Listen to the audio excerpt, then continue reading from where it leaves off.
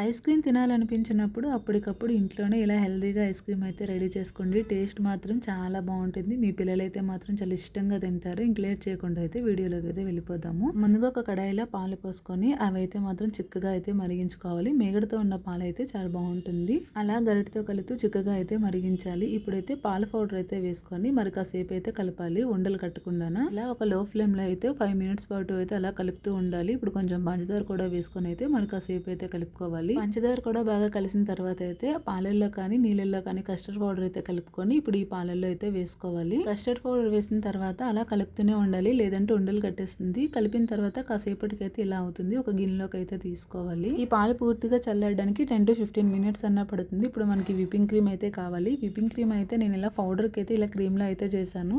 ఎటువంటి బీటర్ లేకుండా అయితే జస్ట్ విస్కర్ తో అయితే చేశాను. చూసారా విపింగ్ క్రీమ్ అనేది ఎంత క్రీమీగా అయితే వచ్చిందో. ఇలా విస్కర్ తో చేసినా కూడా ఇప్పుడైతే ఆ పాలనైతే విపింగ్ క్రీమ్లో అయితే వేసుకోవాలి.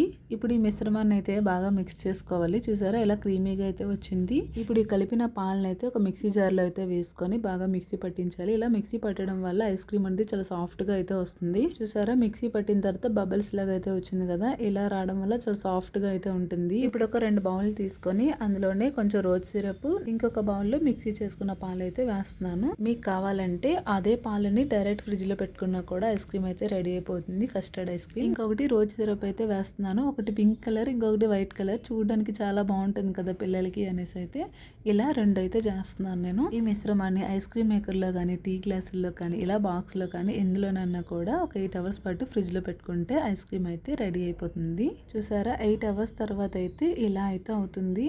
ఐస్ క్రీమ్ చూడడానికి ఎంత బాగుంది కదా. ఇంకొంచెం గార్నిష్ కోసం అయితే ఇలా స్ప్రింగ్ బాల్స్ అయితే వేస్తున్నాను. చూడడానికి ఎంత బాగుందో కదా, తినడానికి కూడా అంతే బాగుంటుంది. సరే మీ పిల్లలు ఐస్ క్రీమ్ అడిగినప్పుడు ఇలా చేసి పెట్టండి, చాలా ఇష్టంగా తింటారు. బయట కొనే ఐస్ క్రీమ్స్ కంటే ఇలా ఇంట్లో చేసి పెట్టడం వల్ల హెల్త్ కూడా చాలా మంచిది. వీడియో కనుక నచ్చితే కాస్త లైక్ చేసి సబ్స్క్రైబ్ చేసుకోండి.